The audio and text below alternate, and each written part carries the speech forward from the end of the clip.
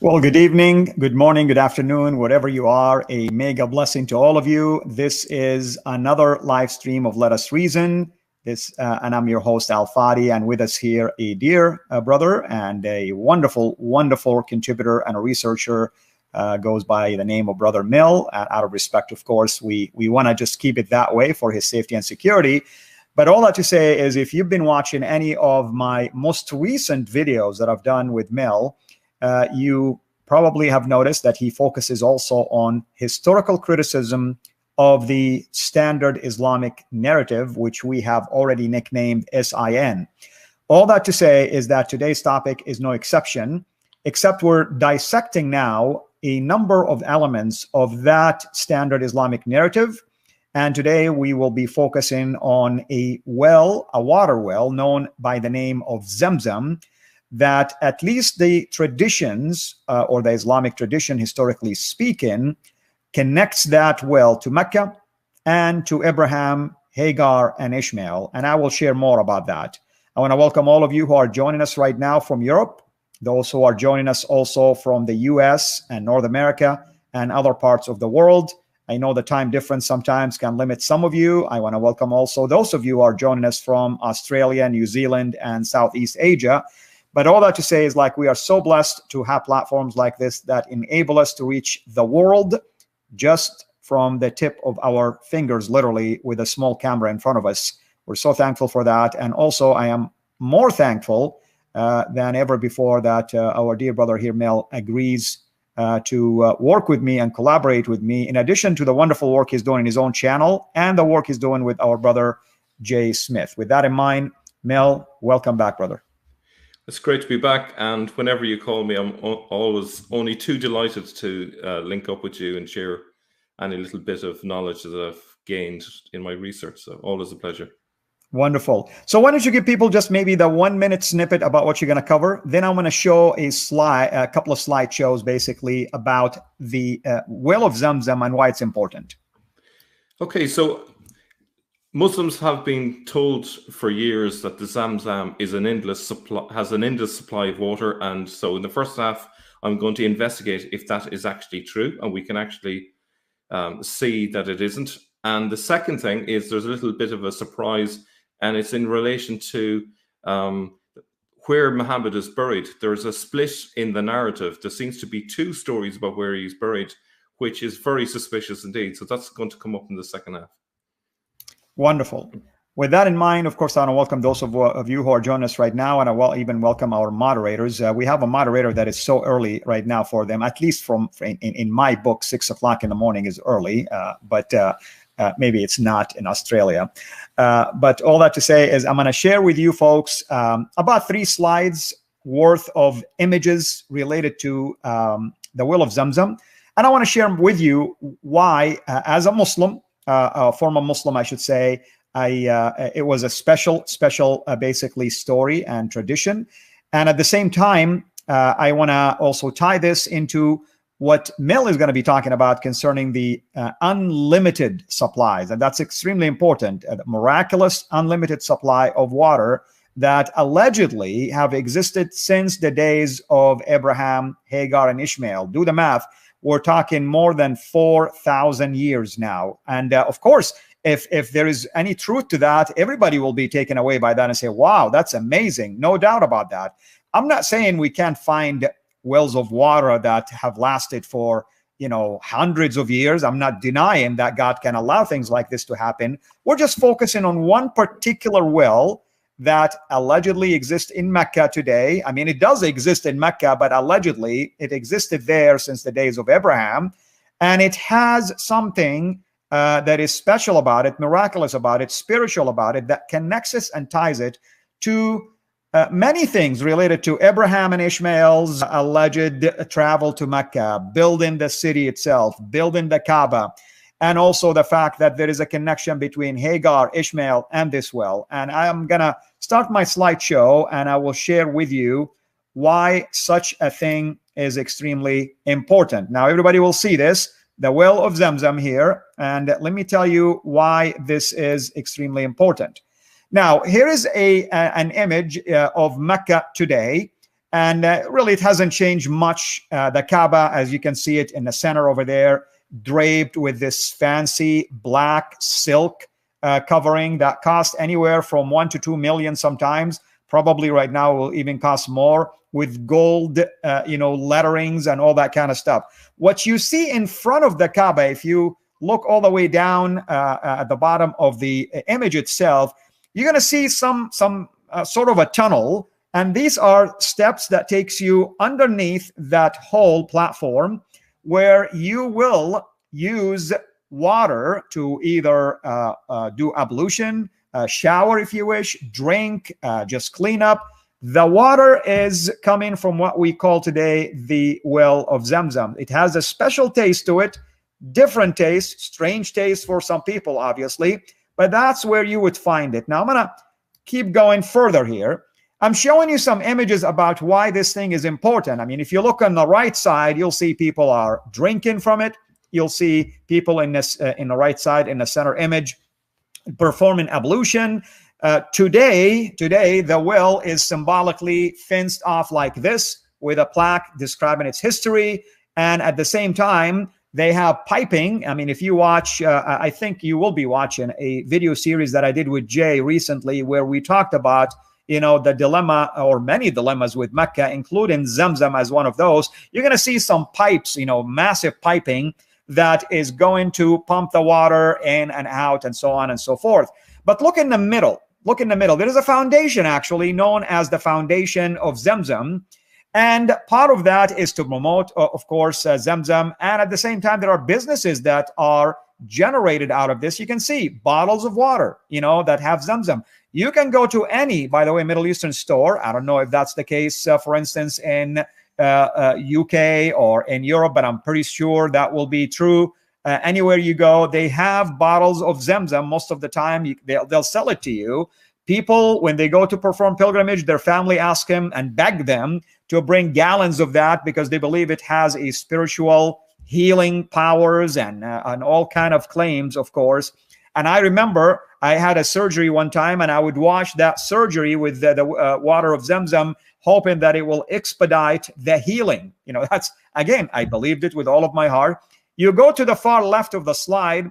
At the top, you see a depiction, or you can say basically a longitudinal, basically cut section that will show you where the well exists in relationship to the Kaaba. It's almost like, I wouldn't exaggerate if I say it's about maybe 20 yards, give or take, away from the entrance of the Kaaba itself. That's traditionally where the well is. You can see in the lower photo that it's been sealed off, and that's when they built the tunnel, technically speaking, but people can still see the original location of that. So these are the things that I wanted to share, and I'm going to close it with this cartoon video. And I'm not going to play the video here, but the cartoon video is about the story of Hagar. You see, Islam teaches, at least traditionally speaking, that Hagar migrated with her son Ishmael and, of course, his father Abraham, made it all the way to Mecca, and they ran out of water. Abraham's allegedly left her, and she was alone with the kid. She ran out of water. She began to really panic. And she started to run between two mountains, the Safa and Marwa. And until finally, after 7 times, she noticed that there is a well that an angel dug for her. And that's the well of Zamzam. I don't want to take up much of the time of Mel here, but I wanted to give everyone kind of like a glimpse of what we mean by Zamzam and why is it such a big deal. All right, Mel, I'll turn it over to you, brother. Yeah, I was actually really curious by that picture you showed of various people lined up drinking from the taps underground. And imagine there are thousands of people drinking from that water, filling up their bottles. That's a lot of water. If you imagine there's tens of thousands of people, I don't know how many can fit in the Kaaba area at one time, but I'd imagine it's in the tens of thousands, if not 250,000. I don't know. Do you know off the top of your head how many can get in around that area? In the Zamzam well? No, I mean, it's limited. In the Kaaba area itself. So presumably people would go in turns Absolutely. The last 10 days of Ramadan alone, before the pilgrimage also, it can accommodate up to 2 million. Right now, they made it even, able to accommodate up to 4 million people. And during the pilgrimage, it's almost the same number. So absolutely, we're talking millions of people that come in, not to mention thousands daily, of course, throughout the year. Yeah. So just doing a simple bit of maths in our heads is, so let's just say there's 2 million. And each of them take maybe 2 liters. And that's very minimal, because you imagine some are filling maybe a gallon to bring home and so on. So 2 by 2 million, you're talking about 4 million liters straight off in a day. And so we're assuming that's a lot of water. And we're assuming that underneath the ground there's 4 million liters minimum to be able to do that. And I find that really hard to believe. So the water is coming from somewhere. I'm going to be sharing where the water is actually coming from. And it reminded me a little bit of about 20 or 30 years ago in Northern Ireland. There was a border in Northern Ireland, and there were farmers who had cattle on both sides of the border. And what they used to do to get around export and importation sort of issues, they would bring the cattle in one end of their shed, say on one side of the border, and then take the cattle out on the other side of the shed, on the other side of the border. And of course, the authorities couldn't tell, when they're being imported or exported, because they're hidden in that shed. So I see a very similar situation. They have the well pretty much hidden now. They've kind of sealed off. We can see pipes there. Water's been drawn from it, but we're not 100% sure if there are pipes actually feeding the well as well. And I think that's all very suspicious. I think if they had it fully exposed, people would start to put 2 and 2 together, but it's actually convenient for them that it's all kind of covered up, So having said that, I'm going to share some slides now. Let me just see how this goes.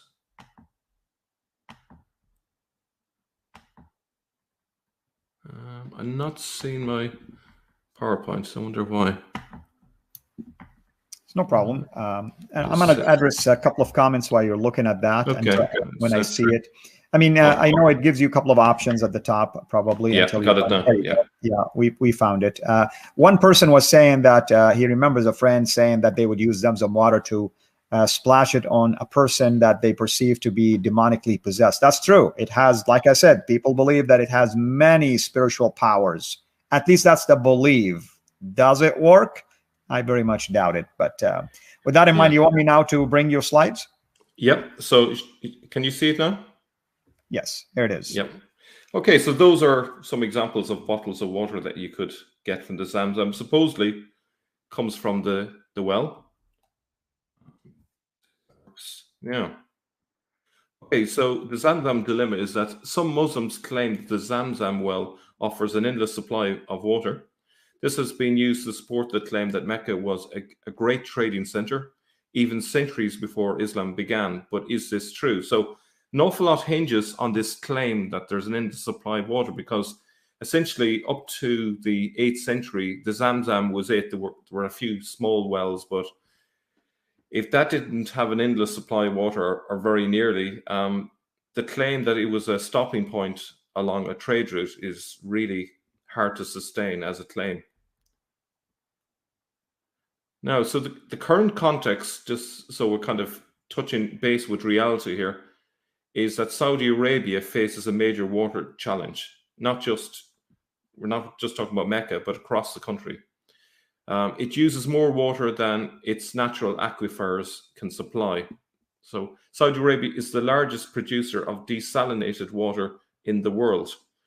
In 2011, the volume of water supplied by the country's 27 desalination plants at 17 locations was 3.3 million cubic meters of water a day, or 1.2 billion cubic meters of water a year. So a lot of water being produced through the desalination plants.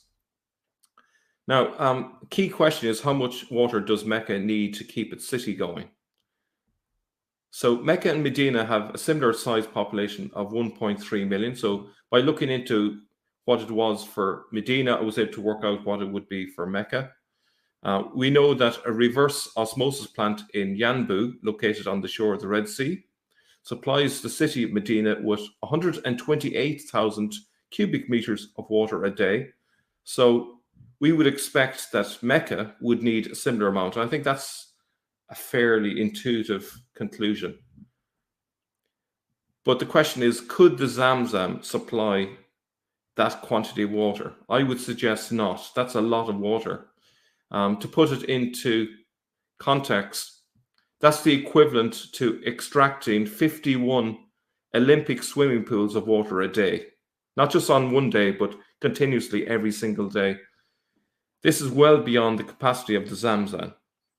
Not only can the Zamzam not supply enough water, it also couldn't way back in the 8th century for a much, much smaller population of passing pilgrims. So we have Mecca there. There's 1.3 million people. It isn't depending on the Zamzam for water for all those people, clearly. And I would say not only that, but also for the pilgrims. There's no way the Zamzam could supply that quantity of water for the pilgrims. So it must be getting the water from somewhere else. Now, so just imagine you are pumping water from the Zamzam. We know that they have a pump from the Zamzam, and we know how much water it can pump in a second. It's actually anywhere from 11 to 19 liters of water per second. So doing a little bit of maths, what would that produce? That would give us just 1,641 cubic meters of water in a day, right? Just 1,641. So just if we go back to the previous slide, how much do we need? We need 128,000, right? The Zamzam, at the very best, presuming there's water down there, the pump, the little measly pump there, can only pump out that amount of water in a day. So there's no way the Zamzam can be supplying the water for Mecca. Okay, so, you know, and that's, again, assuming that there's a huge aquifer underneath that, you know, and that the pump will never run out of water to pump up, you know, but even at the best, that's all it can pump out. So that's the issue facing Mecca. It can only pump 1,641 cubic meters of water in a day, and yes, Mecca needs 128,000 a day. Okay, so here is where 99.9% of Mecca's water comes from.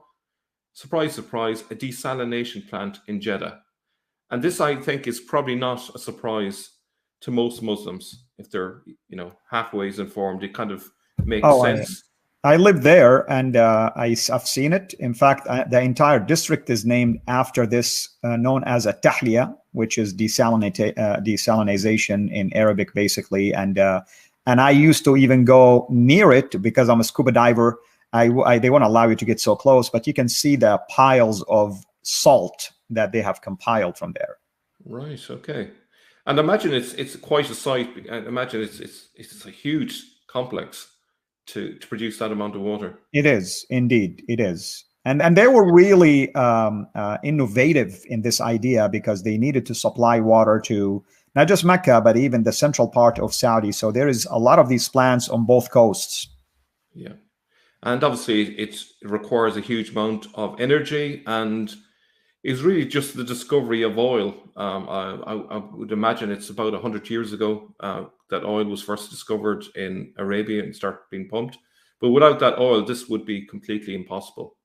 So it's really, it's a lucky thing that they found the oil where they did, because this would not be possible. And in fact, the population of Saudi Arabia currently would be impossible if the oil wasn't there. I would say it's fair to say. So remember, we saw that the Zamzam could pump out a maximum of 1,641 cubic meters of water a day. So that's a key kind of figure. But as we will see later, from the 9th to the 20th century, Mecca depended on the Ain Zubayad aqueduct for the majority of its water needs. And this only brought it at most between 600 and 800 cubic meters of water a day. In other words, about half of what that pump could pump out. So clearly, if it was still depending on that, it wouldn't be able to produce, 641. It would run out, by midday. It eventually dried up, this aqueduct, in the middle of the 20th century and had to be replaced by supplying water from the desalination plant in Jeddah. So that's a little bit of what's coming up.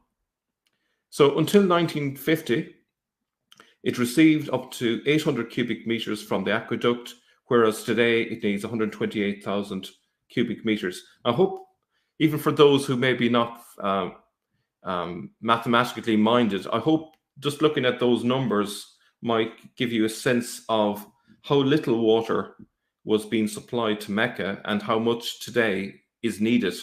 Now, even taking into account the much smaller population that would have been there 100 years ago, you can see that actually the water situation would have limited Mecca hugely over the centuries. It wouldn't have been able to supply enough water, clearly, for millions of people if that was happening in the 19th century or the 18th century and so on. So it's probably just as well that the numbers have just increased very recently. And here's a key point. Before 801 AD, Mecca had a very limited supply of water, indeed, so little that Queen Zubaydah spent a huge fortune on creating the aqueduct, as we'll soon find out. Okay, so up to 1950, 800 cubic meters of water was brought in from the aqueduct, which is not a lot. But before that, before 801, it didn't even have that. So it was solely dependent on the Zamzam. Now, unfortunately, I've not been able to get a figure for how much water the Zamzam can naturally produce. But as we'll see from the fact that they spent such a fortune on this aqueduct, it cannot have been much more than 800 cubic meters. I would probably guess that it was a lot less than these figures of, Personally. Yeah, could you elaborate a little bit more for the benefit of our viewers? Who is Queen Zubaydah, so that they can at least understand her connection?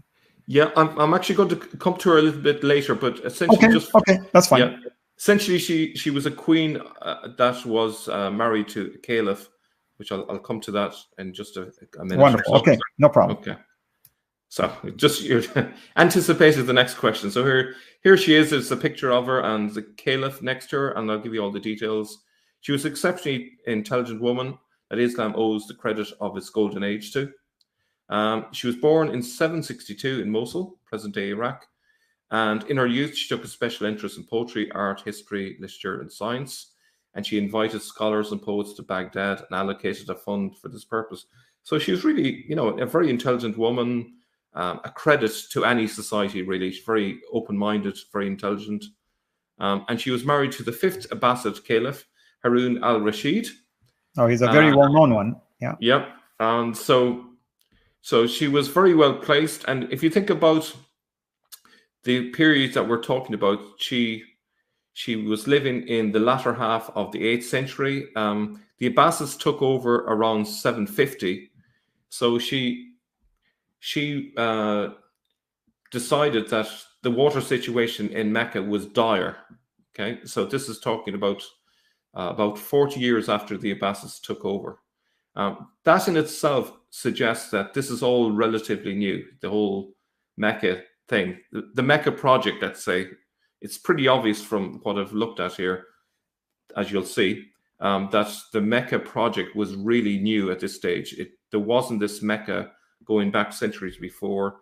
It was all relatively new. It was being constructed relatively recently.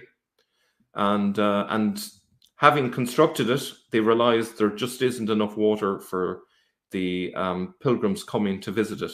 Okay. Now, so she commissioned 2 aqueducts, one from the Wadi Hunain and the other from the Wadi Numan, east of Arafat. The latter is known as Ain Zubaydah. I think the Ain Zubaydah was the most significant, so I'm going to refer to them collectively as the Ain Zubaydah from here on in, just to keep it nice and simple. And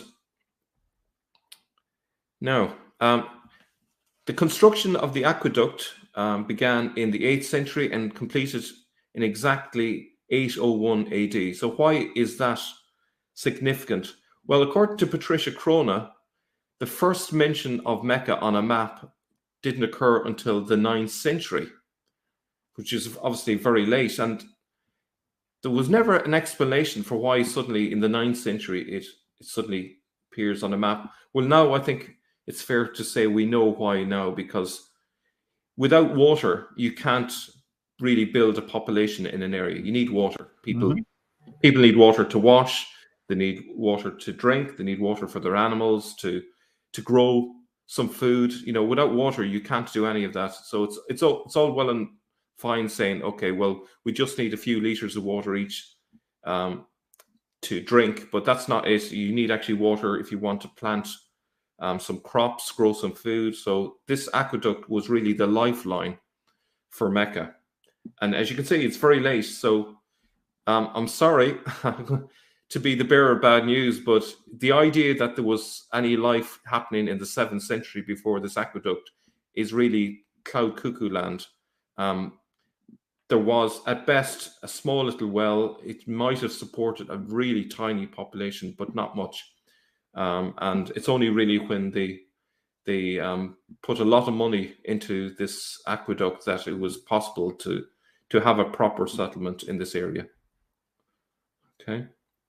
So the aqueduct was started in 791, took 10 years to build it, and it was 38 kilometers in length, and it cost a fortune, 1.7 million dinars, and 1 dinar is equal to 10 grams of gold.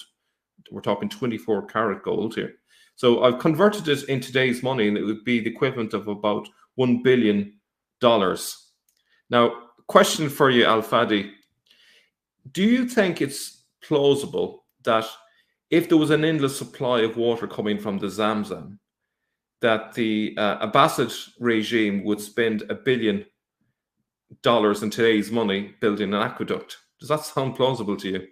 Of course not. And at the same time, if it was an endless supply, unlimited supply, why does Allah need anyone to step in to beef it up? I mean, I don't understand. I mean, I thought it's a miraculous thing. Why does he need someone to come in and keep working around, finding ways to sustain it, if you wish?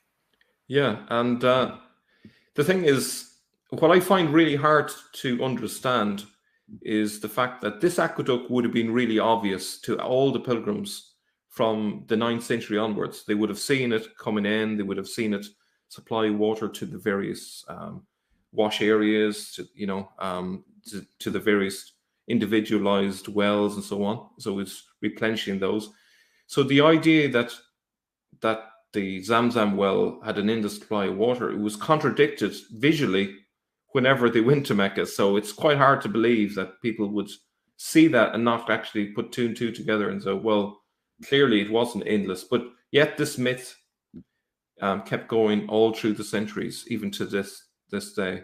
And actually, if you go on many Islamic websites, you'll still see that claim made even in the 21st century, despite all we know. Right. I want to address just something. Some people are commenting. I don't know really. I don't want to read it in a positive or negative way, and I don't want to mention names. But some people are saying that there are evidence that Zamzam has been referenced since the days of Adam, or it existed at the time of Abdullah ibn Abbas, who is the cousin of Muhammad. I would cautious our viewers to pay attention to when was this report reported. What I mean is the date, because you're going to end up falling back into what we call the standard Islamic narrative, which was developed at a later time. So that might be true. There are sources that are saying this, but the question is, did this thing exist when these sources say it existed? Do we have a collaboration from outside sources? Are there Christians, for instance, that can collaborate this in their own writing, who've been, technically speaking, to the region? So I want to just people to be very careful not to fall into the same dilemma, relying on the standard Islamic narrative. Go ahead, brother. Excellent point. And actually, if you think about when Ibn Hisham wrote his Sirah, we're talking about 20 years after this aqueduct was built. That tells you something, you know. All of these things had to be first in place before they could tell the story of a place with a population that was viable, you know, that had plenty of water and so on. Prior to 801, this was just fairy tale stuff. No one would have believed these sort of stories. They first of all had to build the aqueduct. Then people could possibly believe these stories, despite the fact that they were still very legendary. But I think 801 is a key date. I think it's very useful. And you can really talk about Mecca pre-801 and post-801 from here on in. I think this could easily be the new year when Islam began, in a sense, because without the water, you know, you really don't have a Mecca. So it's that key, you know. And Mill, have you looked at any satellite imagery, if you wish, concerning maybe the existence of these aqueducts or any ruins related to that? I have, and it's a pity actually. I did have some images. I had I think I have a Google map of the aqueduct coming up, I think, but I did have a 19th century map of the aqueduct, but unfortunately I took it out just to shorten my presentation. Oh, no problem. When we do the show, you and I, we can always expand on that. The purpose of the live stream is just to give us snippets of things. Yeah. So I will come back to that, and I will show you the map that was there, and it's hard to see all the small details, but basically you can see it's been like an artery, and you can see the location of the various wells. It's quite fascinating to see it, you know. So, sort of answering your question to some extent, I've just done a journey from where the Wadi Numan is into Mecca to kind of give you a rough idea of the journey of the aqueduct. Obviously, this is just if you were to drive into Mecca. But the aqueduct would have journeyed through that general area. Okay, so it's about 38 kilometers, not particularly long, but it was quite an engineering challenge to create this aqueduct because of the terrain, and that's why it was so expensive to make. But they did an amazing job. You know, sometimes, you know, we disparage early Islam, and we sometimes say, you know, the people were backward and so on. But actually, in this context, the people were incredibly advanced. The engineering was phenomenal to get the decline, you know, the right degree of decline, so that the water flowed but didn't flow too fast or too slowly. You know, that's actually very difficult to do even at the best of times. So I think, you know, credit to them. And this was the period that has been called the Golden Age. Obviously, the Golden Age didn't last too long, and eventually they got legalistic, and all of this scientific openness was lost. But at least at that time, there was a certain amount of scientific openness, and they were able to achieve amazing things. But so I think it's quite a wonder, really, of the time. So Queen Zubaydah traveled to Mecca to perform Hajj. It became apparent to her that Mecca was facing a water shortage, and when she returned to Baghdad, she called on expert architects and engineers of the time to address this problem. After surveying the area, the initial report concluded that construction of a qanat, which is an aqueduct, could prove quite difficult. History relates the Queen's reply as, "Construct a qanat at any cost, even if I have to give a dinar in exchange for every single stroke of spade." Now, I've no idea if this quotation is reliable or not, but I think it conveys pretty well the kind of sense of they desperately needed this aqueduct. Otherwise, there was no Mecca. It was that important to them. And in 1950, the groundwater got too low. And Mill, I want to add something. You see, brother, the picture is starting to fall in place, right? You know, all the pieces are starting to fall in place. Now, here's what I'm saying. In Umayyads' time, you have you know, a couple of caliphs in there, and who built, like for instance, They build massive buildings like the Dome of the Rock, for instance, and other architecture. Why in the world, if Mecca was that important, they wouldn't have done things like this? It wasn't until the Abbasides, which also agrees with what we are discovering so far, that things began to shift as we get closer to the Abbasides' time. Absolutely, yeah, that's a great point. Like Abdul al-Malik spent an absolute fortune on the Dome of the Rock. If he Ibn al-Malik, al-Ma'mun, you have all of these guys, yeah. And so, like, if they knew at that time, and presuming Mecca existed, which is doubtful at that time, but let's just, for the sake of argument, assume there was a Mecca in the Hijaz at that time, it would be inconceivable that he would spend the equivalent of millions in today's money, millions and millions, on the Dome of the Rock, and then leave Mecca with an inadequate water supply for another 100 years for someone else to deal with. Like, that's just doesn't make sense. I think the easiest explanation is Mecca just simply wasn't in the picture until much later. Or wasn't that important for them. Or not important, yeah, that's the other possibility too. I think really Jerusalem was important to the Umayyads, and the Abbasids wanted to focus on somewhere else. They couldn't have the same place, so Mecca became the new place that they wanted to focus on. So what happened with the aqueduct was that it remained in use until 1950. Modern pumping and increased consumption eventually depleted the well at the source. As the level of the groundwater fell too low to sustain the flow of water through the aqueduct, Ain Zubaydah is now dry, and that's basically was the end of that. It's in disrepair, it's no longer in use, and so they started pumping water from Jeddah since then. So in more recent times, the Saudis overhauled the system, hooking up Mecca's water system with water from the desalination plants in Jeddah. So despite what we now know about the obviously inadequate supply of water from the Zamzam, even still, legends emerged about it, greatly exaggerating its water capacity. Now, I have a little bit more. I don't know if you want to say any more on that before we move on. No, I think I've said enough so far, so keep going. Okay, so the next thing is if we look at the reports from Mecca down through the centuries, and the problem with many of the sources that we have is that they often get edited over time. So we never know if we're dealing with a legitimate report from, say, the 9th century or the 10th century, because if there's something in it that's embarrassing, they tend to go back, edit it, what we've seen so many times. But what's interesting is if we can find reports, say, from China or somewhere like that, and they write it down, then we at least have a record that has been tampered with, and it gives us a snapshot of what's going on. So as it happens, I have a couple of reports from China that I'd like to share with you.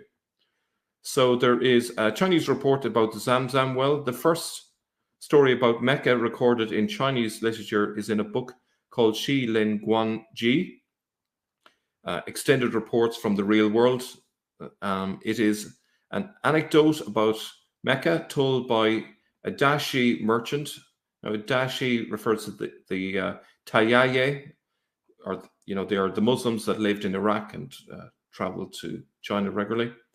And it's told in by a Muslim merchant in a seaport in Fujian province, probably the seaport of Zaytun, or I'm going to say Quanzhou, I think is how it's pronounced. Here's it in Chinese. So if your Chinese is any good, you can have a look for yourself. It looks Chinese to me. So here it is in English. And this account tells pretty much the standard story of Hagar and Ishmael in the desert. So a lot of this is kind of, no surprises really. So it says there was anciently a desert with no people or settlements. The ancestor of Dashi, called Pulu Hong, which is considered Abraham, was endowed from childhood with a remarkable personality. When he grew up, he married a wife who gave birth in the desert to a son. There was no water for washing the baby. So she put the baby on the ground and went to look for water without finding any. So this is all pretty familiar. When she returned, she saw her son kicking the ground with his heel, and a spring came forth with the purest of water. The son was given the name Si Ma Yan, or Ishmael. Obviously, this is the Chinese rendering of the name. A large well was built there which never ran dry, even in a drought. If you go to sea and meet stormy waves, you can use this water to sprinkle over the sea to calm it.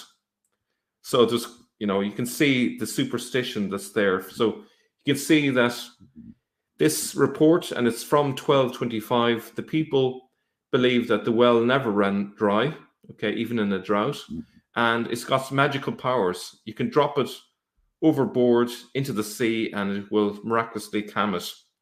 Have you ever heard the Zamzam water being used for those purposes?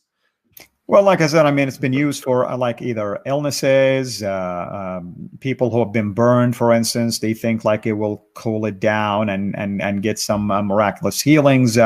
You noticed that I agreed with one of our viewers that if people are demonically possessed, you spray them with the water of Zamzam. I mean, there's so many uses, and I'm sure people today will even make other claims. I remember they would put also pieces of the Quran paper in there, and you would drink it, and somehow it will do magics for you. Yeah.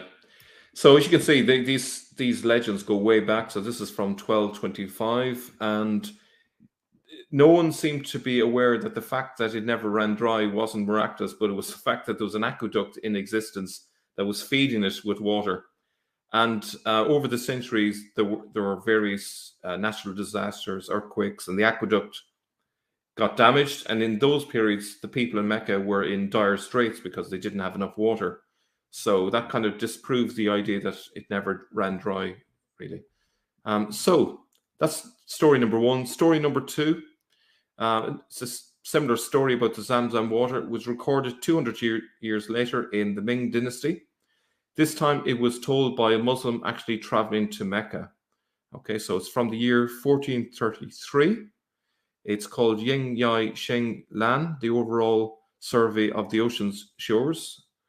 And there it is in Chinese. And again, feel free to read it in Chinese if you're able to. So here it is in English. Behind the grave of Mahatma or Muhammad is a well, a spring of pure and sweet water named Abi Sansan. Men go to foreign parts, take this water and store it at the sides of their ships. If they meet a typhoon at sea, they take this water and scatter it, and the wind and waves are lulled. As you can see, that idea of using the water to calm the sea is still there. Scholars suggest that Abi Sansan could etymologically come from the Persian language meaning water, the Zamzam. Now, thankfully, I had an Iranian viewer who confirmed that that was the case. So that makes sense because of the closer proximity between China and Persia, of course. Yeah. And so the interesting thing there in that story is the fact it says behind the grave of Muhammad is a well. But I thought the Sin always said Muhammad was buried in Medina. And here they say he was buried in Mecca. So we can see that they haven't yet standardized the narrative around Muhammad. So we have two versions. Some versions say he was buried in Al-Masjid and Nabawi in Medina. And here we can see that as late as the 15th century, it is being claimed that Muhammad had been buried in Mecca. So they haven't yet managed to iron out the obvious discrepancies in the story about Muhammad. And so, it's very peculiar. And now the thing is, it's hard to account for that discrepancy, because if the story of Muhammad is true, then surely they would know exactly where he was buried and there should be no confusion. But you have two stories, both claiming that Muhammad is buried in their city. Can't both be true. But it also could be that neither of them is true. Amen. So it was only in the 9th century that Mecca had a sufficient water supply to cope with pilgrims. Once it had the aqueduct in place, it could handle about 6,000 people visiting. Now I'm basing that on the idea that 1 cubic meter of water could supply comfortably 10 people. So that would give us about 6,000 people, maybe up to 8,000 people. Now I should actually point out I'm including in that figure people who are living there on a permanent basis plus pilgrims. So actually I may need to change that on future or in future presentations. But roughly we're talking about 6,000 people at any one time could be supported. It's unclear how Mecca managed to keep its water supply adequate in the years up to 1950. As you can imagine, the population was gradually growing. But I can imagine they would have needed to bring tankers in until they had an alternative source in place. The inadequate quantity of water in Mecca in the 8th century and the fact that it was as late as 791 AD before work began on an aqueduct would suggest that Mecca was not a place of any significance prior to that date. We can now see why Mecca was not included on any map until 900 AD. It hadn't the water to be a settlement until the aqueducts were built. And that's where I stop. So I'll come back to you. Yes, wonderful. I was trying to check to see, someone was asking about the Zamzam in the Quran. I know it's not actually, to my knowledge, but I just didn't want to do an affirmative. The Quran does reference Safa, Marwa, does reference some benefits in there, and it could be in reference to the well itself. But again, folks, we need to be very careful not to always assume that whatever we're reading in the Quran or the Hadith is historical, meaning historically sound, because it seemed like this have been a process of embellishment, progressive process of additions and edits, and so on and so forth. And it could be reporting on something that is totally different than Mecca as we know it. The other day, I made a post on Facebook, and I said, if Mecca really is the intended location in one of the chapters of the Quran, when Allah swore by the fig tree and by the olive tree, then we have a problem, because there was no fig or olive. And to my knowledge, even if they have it today, they probably planted it now, but it didn't exist in there. So that leads you to believe that it's in reference to something close to a fig or olive. And of course, going north makes more sense, so it's quite possible that would be the case. There's two things I'd like to bring in, and it's kind of a reminder, really.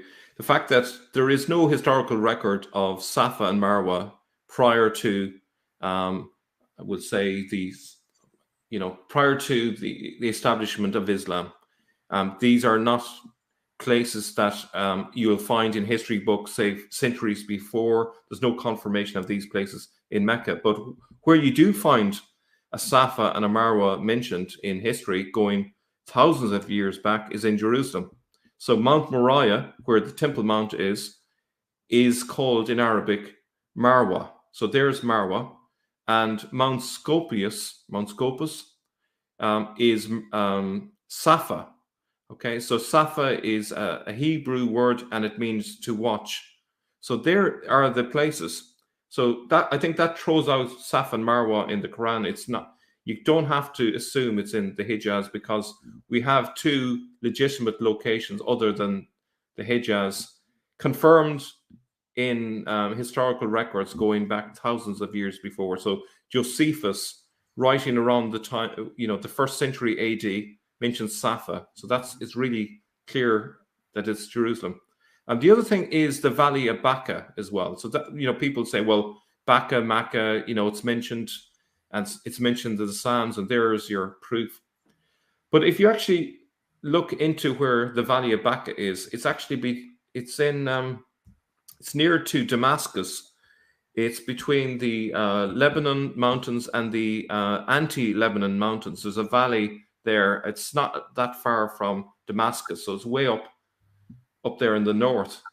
And when it was being referred to in the Psalms, it was meant as a symbol for the Jewish pilgrimage to Jerusalem. So it has a totally different biblical meaning. So we've talked about the Valley of Baca, the Valley of Tears. It's referencing the tears of the pilgrims making their way on pilgrimage to the Hag. In Hebrew, the word is Hag, Hagg. Now, in Arabic, it's Hajj, but actually, if you go to places like Yemen and go to Egypt, they still pronounce that as Hag. Exactly. And you can see that that's where the word comes from. Odin Lafontaine actually talks about the fact that in the Arabic etymology, if you go back far enough, it makes no sense to use that word for pilgrimage. It's been inherited, he would say. Wonderful. One last question, brother, before we wrap it up here. And I want to apologize to everybody because I have to run into another meeting immediately after this. And I hope you're enjoying, of course, this research. You see why I love to bring Brother Mel. Tomorrow, I will be with Jay, by the way. It will be a late nighter. We will be talking about the Aramaic and the Quran. So we're hitting the standard Islamic narrative from a variety of angles. I'll bring Odom pretty soon here. He and I are working on stuff, but me and Mel will continue to do this kind of work. One quick question. I know Dan Gibson talks about Zamzam in Petra. Have you investigated that?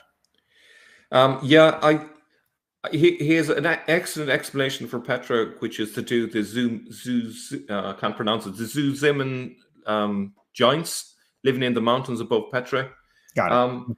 It's a good idea. The alternative explanation that I've had suggested to me by a person who spoke Hebrew, I can't think of his name off the top of my head, but he mentioned that there's a word in Hebrew which means the sound of water gurgling, and it's zoom. So a simpler explanation might be simply just it's a descriptive word in reference to a spring, and so therefore you could use that word almost anywhere where there's a spring. So I haven't been able to independently confirm that, but yeah. So one Hebrew speaker said that that's the alternative explanation. So take your pick. Wonderful. Okay. Now, I just brought it up because I want to show people that you're on top of these things. You're aware of these other theses, and that doesn't mean we're here trying to shoot down any other ideas. All it means is that there is more and more evidence to point to something that is not Mecca. I mean, that's the bottom line here, and that's what I want to emphasize. Yeah. So. Very good. What's coming up work-wise on your channel, and on also what other topics you think we should explore here, so we can give people some heads up? Okay, so at the minute, what I'm doing a series called Quran Traditions. So you can probably work out what that's about. So I have to say, 2 years ago, I did do a couple of posts on Facebook, call them Quran Traditions, but I'll have my attorney contact you. Okay, I wasn't aware of that. So. No, I'm just kidding. I'll write a check to you. Yeah, it's kind of yeah. I thought it was original there with that one, but obviously not. But yeah, so there is a video on that coming out later today, and I hope to do maybe one a week. But I think if I were to do one a week, I think I will never run out of material because there are literally hundreds and hundreds. So that's what I'm looking at the minute. And in terms of research, I'm looking at the story of Andalusia. So I'm reading a book about that. So, it's a different period to what I normally look at, slightly a bit later. But that's a bit of an eye opener. Yeah, Dr. Bill Warner, about maybe 7 years ago or 8 years ago, I was in a presentation where he was telling people that the history of Andalusia is not as pretty as everybody thinks. Absolutely. And he was among the first to bring the spotlight on it. I know that Thomas is addressing something like that on Jay's channel as well. So it'll be good for the two of us to also address that. Yeah. So it's all relatively new. I'm trying to kind of figure out the facts from fiction, but it's clearly, again, there was a standard Islamic narrative placed over this one, yeah, there's a lot to be revealed, I think, in that area as well. So it's a great time to be alive, is all I'm going to say, because it's amazing to see so many researchers sharing their ideas and moving forward. And I think we're moving forward at a rate much faster than it could have been done 100 years ago because of the internet. The internet has opened up everything. Absolutely. And I thank the Lord for people like yourself, like Dr. J, like Odin, like the others. And I thank the Lord also for platforms like this that he has blessed us with, because of the courageous work that you guys are doing. And I just play a small, tiny part in just at least being there to endorse what you guys are doing. I think others are becoming more and more encouraged now to at least come forward with their own findings. Even if they do it in a subtle way, we're thankful that at least more and more people are coming forward with that. But the beauty is this: the research has been done by others, like Patricia Crone, for instance, or Michael Cook, or others. And our job is to really take a deep dive, no pun intended, and grab some of these findings and bring it up to the surface. You cannot blame some of them for the amount of risk they can take and the flack that they will be facing. If they try to come forward, they can lose their livelihood altogether. So we understand, we don't want to minimize the importance of what they're doing. Yeah. So thank you so much for bringing me on, and it was a pleasure to talk to you as always. As always, thank you so much. We've been blessed. Everybody go and check Sierra International, because we have a series that we've been doing about holes in the narrative of Islam. And brother, I think I told you this, but you have the right also and the freedom to take these videos as we publish them, to also publish them on your channel, so that we can broaden the platform as well. Absolutely. Wonderful. Well, thank you, everyone. Hope you've enjoyed it. Always reach out to me or to Mel. Consider supporting Mel. Consider supporting my channel. Consider subscribing to our channels. And until next time, everyone, have a blessed day. This is Fadi, over and out. God bless.